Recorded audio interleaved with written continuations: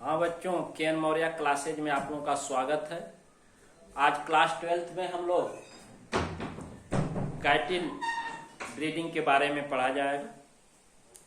मवेशियों में प्रजनन, कैटिल ब्रीडिंग क्या है, इससे किस तरह से कराया जाना चाहिए, इससे क्या लाभ है, इसकी इम्पोर्टेंस क्या है। तो बच्चों, इंडिया में लगभग 50% जो है गौ में India 50% natural and 50% artificial breeding पाई जाती है। प्राकृतिक और 50% जो है कृत्रिम प्रजनन संपन्न कराया जाता है। इसके अंतर्गत हम लोग जैसे गाय हैं, भैंसे हैं, इसको समूह में छोड़ देते हैं तो किसी भी स्थिति में किसी तरह की सांड या भैंस के द्वारा क्रॉस हो जाता है।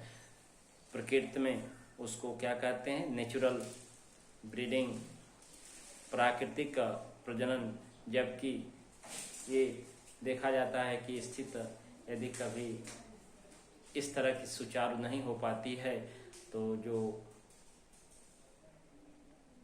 केंद्र खोले गए हैं वहाँ पर आर्टिफिशियल ब्रीडिंग कराई जाती है जो उच्च गुणवत्ता वाले होते हैं। तो चलिए चलते हैं, इसके बारे में अध्ययन करें। कैटिल ब्रीडिंग, मवेशियों में प्रजनन। In India 50% natural and 50% artificial breeding takes place. भारत में जो है 50% लगभग जो है प्राकृतिक प्रजनन, जबकि 50% कृत्रिम प्रजनन संपन्न होता है। चलते हैं नेचुरल ब्रीडिंग, प्राकृतिक प्रजनन और आर्टिफिशियल ब्रीडिंग के अंतर्गत हम लोग नेचुरल ब्रीडिंग दो तरह की होती है। कितने तरह की? दो। पहला random breeding. Random breeding generally जब गाय भैंस जो है सांड भैंसों के साथ फील्ड में चरते रहते हैं, घूमते रहते हैं, तो उनसे जनरली क्रॉस हो जाती है तो उसको रैंडम ब्रीडिंग के नाम से जानते हैं। ये कम गुणवत्ता वाले होते हैं, जनरली किसी भी स्थिति में किसी भी स्पीसीज निम्न कोटि वाले लक्षण से क्रॉस हो जाती हैं और एक कम से कम दूध देती हैं। Milk production very smaller amount में होता है। दूसरा बच्चों, अब कंट्रोल क्रॉस ब्रीडिंग है। ये कंट्रोल क्रॉस ब्रीडिंग, नियंत्रित क्रॉस प्रजनन है। इसमें देसी गायों को क्या करते हैं, जो देसी गायों होती हैं उनको उच्च श्रेणी वाले सांडों के साथ, ध्यान दीजिए, देसी गायों को उच्च श्रेणी के सांडों के साथ क्रॉस कराया जाता है तो गाय अधिक मिल्क प्रोडक्शन करती हैं। तो ऐसे स्पीसीज जो होते हैं, देसी गायों को उच्च श्रेणी वाले सांडों के साथ क्रॉस कराया जाता है और इस तरह के क्रॉस से वो गायें अधिक दूध उत्पादन करती हैं, अधिक मिल्क प्रोडक्शन करती हैं। जैसे कुछ उदाहरण है, जर्सी सिंधी गाय है, आयरशायर साहिवाल है, ये सब मुर्रा भैंस जो 2000 लीटर मिल्क प्रोडक्शन करती है। करण स्वीट शंकर गाय, करण स्वीट शंकर गाय को national dairy research institute NDRI, national dairy research institute बच्चों है, नेशनल डेयरी रिसर्च इंस्टीट्यूट, राष्ट्रीय दूध अनुसंधान रिसर्च अनुसंधान है। हरियाणा के करनाल में इस गाय को उत्पन्न किया गया था, करण स्वीट शंकर गाय को, हाइब्रिड स्पीसीज को, जो अधिक से अधिक मिल्क प्रोडक्शन का कार्य करती है। अब हम लोग दूसरा पढ़ेंगे, आर्टिफिशियल ब्रीडिंग, कृत्रिम प्रजनन। कृत्रिम प्रजनन बच्चों ये बहुत ही इंपॉर्टेंट है, लाभप्रद है। अकॉर्डिंग टू दिस, इसके अनुसार उच्च श्रेणी के सांड के शुक्राणुओं को, जो उच्च गुणवत्ता वाले होते हैं, उच्च श्रेणी के जो मेल सांड होते हैं, उन सांडों के स्पर्म को बच्चों फ्रीजिंग टेम्परेचर पर रख दिया जाता है। क्या करते हैं, उसको फ्रीजिंग टेम्परेचर पर रख दिया जाता है जिससे वो लंबे समय तक सुरक्षित रहते हैं। और इस स्पर्म को, इन शुक्राणुओं को गाय के मध चक्र, हीट पीरियड में, जब गाय मध चक्र में होती है, हीट पीरियड में होती हैं, उस समय हीट पीरियड में इंजेक्शन द्वारा गर्भाधान करा दिया जाता है, उनके ओवरी तक इसको पहुंचा दिया जाता है, जिससे गर्भाधान की क्रिया संपन्न हो जाती है और इससे कृत्रिम वीर्यसेचन, आर्टिफिशियल इंसेमिनेशन कहते हैं। आर्टिफिशियल कृत्रिम वीर्यसेचन, आर्टिफिशियल इंसेमिनेशन कहते हैं और इसके लगभग आर्टिफिशियल वीर्यसेचन के लगभग 6000 केंद्र हैं पूरे। उसमें से एक जो है इज्जत नगर में है, यूपी उत्तर प्रदेश के इज्जत नगर में स्थित है एक, जिससे कृत्रिम गर्भाधान केंद्र द्वारा अच्छे किस्म की प्रजातियां उत्पन्न करके अधिक से अधिक मिल्क प्रोडक्शन प्राप्त कराया जाता है, जिससे दूध समस्या का समाधान हो सके, इसलिए व्यवस्था की गई है। अब कृत्रिम वीर्यसेचन के महत्व, significance of artificial insemination. Artificial insemination, कृत्रिम वीर्यसेचन के क्या महत्व है? सबसे पहला इंपॉर्टेंस है कि एक सांड के शुक्राणु स्पर्म से उसको लेकर जब फ्रीजिंग टेम्परेचर पर रख देते हैं तो उस स्पर्म से लगभग 300 गायों में निषेचन हो जाता है। 300 गायों का निषेचन हो जाता है, अर्थात सीविंग ऑफ द स्पर्म। एक सांड से के स्पर्म को निकाल करके फ्रीजिंग टेम्परेचर पर यदि रख दिया जाए तो उससे 300 गायों में फर्टिलाइजेशन, निषेचन की क्रिया संपन्न हो जाती है।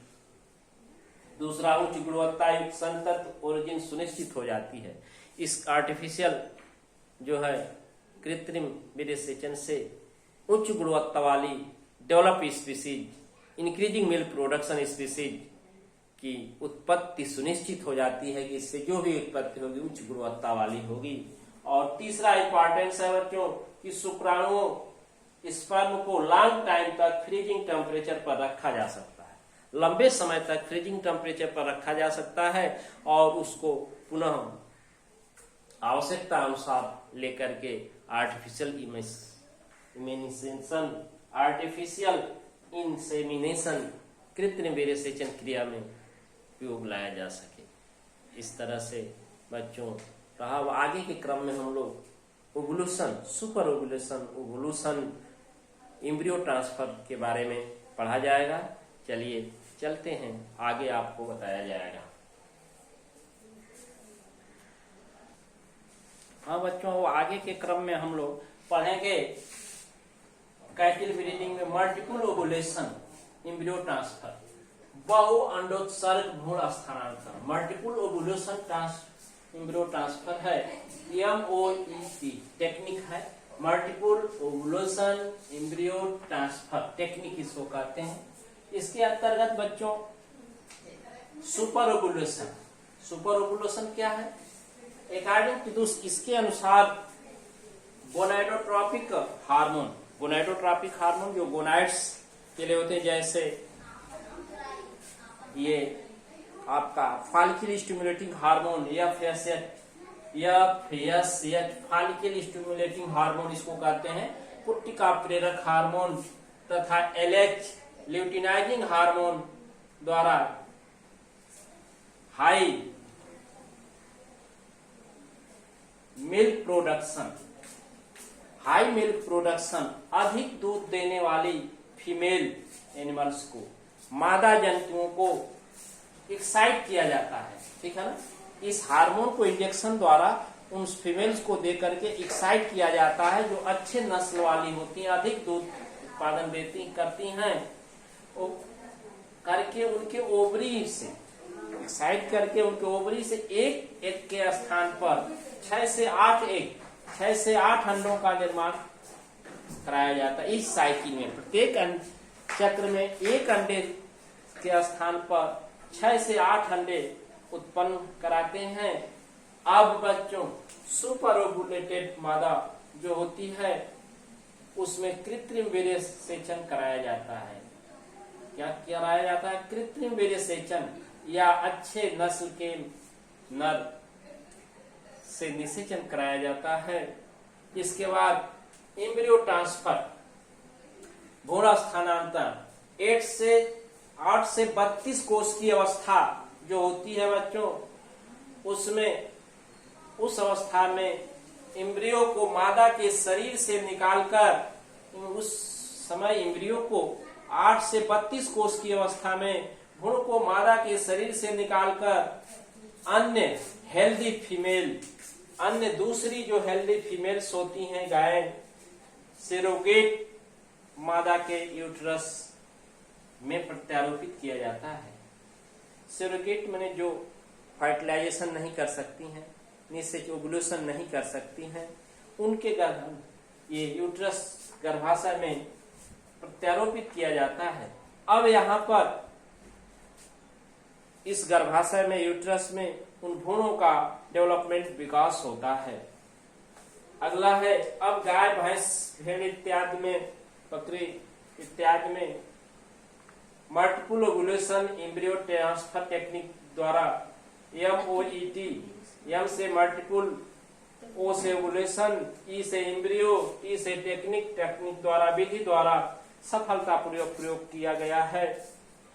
अब बच्चों इसके अब तक ऐसा किया गया था सुपर ओवुलेशन में, लेकिन अब इसके विकल्प में एक हेल्दी काउ जो एग होता है, हेल्दी काउ एग को नर के स्पर्म से इनविट्रो फर्टिलाइजेशन, पात्रे निषेचन, इनविट्रो फर्टिलाइजेशन पात्रे निषेचन के अंतर्गत, पात्रे निषेचन इनविट्रो कल्चर द्वारा किया जाता है। और अब उस फर्टिलाइज एग को इनविट्रो कल्चर में जो है पात्रे निषेचन में उसको स्टिमुलेट किया जाता है, उस एम्ब्रियो को विभाजित होने के लिए और डिवाइड होने के लिए, विभाजित होने के लिए और विकसित होने के लिए। अब वहां से इस एम्ब्रियो को लेकर सेरोगेट मादा के यूट्रस में प्रवेश करा दिया जाता है। इस तरह की टेक्निक द्वारा भी अच्छे नस्ल की प्रजातियां उत्पन्न होती हैं बच्चों। अब इसके साथ हम क्रायो प्रिजर्वेशन, हिम परिरक्षण, क्रायो प्रिजर्वेशन पढ़ेंगे। हिम परिरक्षण